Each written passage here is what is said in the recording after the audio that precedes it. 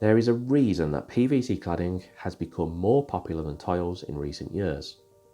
It's not just because it looks beautiful like this, but it also saves you a ton of money.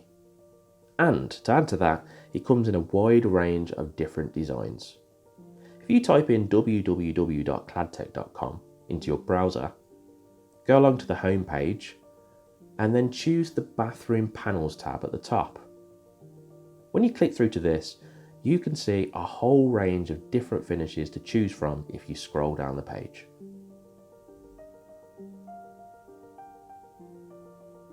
Okay, so let's get into the important part of the video, shall we? How to install PVC ceiling panels. Step 1. Measure your ceiling. The first thing you want to do is grab a tape measure. And when you've got this, measure each side of your ceiling like this.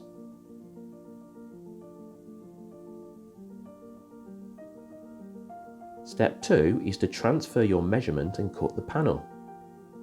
So just simply transfer the measurement onto your panel with a tape measure and then mark this clearly with a pencil. You can now use a bench saw or a fine tooth saw to cut the panel with, but mark the measurements first with the back of your saw and then you can cut it. Now use a Stanley blade and you want to cut down the edge of the first panel so it will fit flush against your wall. Step 3. Apply the silicone. Put a tube of silicone into a caulking gun and then you want to apply this from side to side down the back of your panel.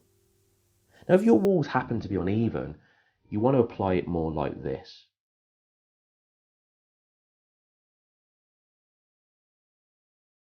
Step 4. Fix your panel to the ceiling. So ensure you have an impact driver and 12mm countersunk screws to hand. Now add your first board to the ceiling, and to fix this into place, drill the countersunk screws into the tongue part of your panel. Do this at 300mm intervals.